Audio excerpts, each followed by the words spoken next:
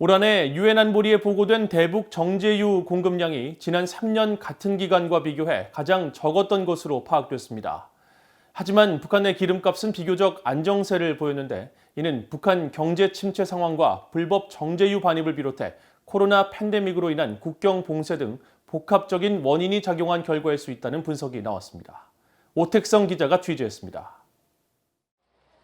유엔 안보리 홈페이지에 공개된 30일 현재 대북 정제유 공급량 보고는 지난 9월 중국의 보고가 마지막입니다. 중국은 지난 9월 한 달 동안 북한에 정제유 583톤을 북한에 공급했다고 보고했고 10월부터 12월까지의 공급량 보고는 하지 않았습니다. 러시아 역시 지난 8월 북한에 정제유 32톤을 공급했다고 한 보고 이후 9월부터 12월까지의 공급량은 공개하지 않았습니다. 유엔 안보리는 북한의 핵 미사일 시험 발사 등에 따른 결의 23975를 통해 대북 정제유 공급량을 해당 월 마지막 날 이후 30일 안에 보고하도록 명시했습니다. 따라서 중국과 러시아는 보고를 지연하고 있거나 해당 월에 북한의 정제유를 공급하지 않았을 수도 있습니다. 지난 1월부터 9월까지 중국이 북한에 공급한 정제유와 1월부터 8월까지 러시아가 공급한 정제유의 양은 모두 17,871톤입니다.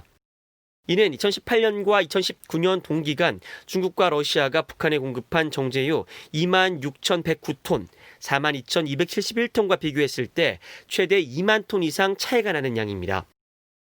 주목되는 것은 올해 북한에 공급된 정제유의 양이 이처럼 적은데도 북한 내 휘발유 가격은 비교적 안정세를 보이고 있다는 점입니다.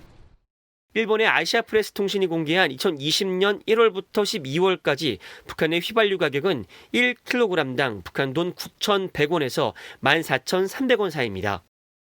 5월 말에서 7월 말 사이 12,000원에서 14,300원으로 비교적 가격이 높았던 때를 제외하면 평균 만원대를 안정적으로 유지했습니다. 북한 경제 전문가인 윌리엄 브라운 미국 조지타운대 교수는 30일 VOA와의 전화통화에서 중국과 러시아의 정제유 공급량이 줄었음에도 가격이 비교적 안정세를 보이는 것은 중국의 지속적인 공급 등 여러 이유가 있다고 분석했습니다. We're pretty sure, almost sure, that China supplies North Korea a continuing flow of crude oil, about 50,000 tons per month. It's a constant flow. Some kind of aid deal that the Chinese have given North Korea.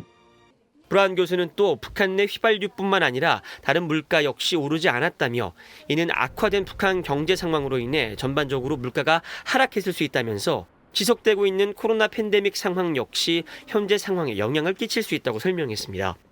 Because I think basically the demand for it has dropped in North Korea because of all shutdowns. North Korea has kind of shut down a lot of activity. Yeah, so it's kind of like here, less demand for gasoline.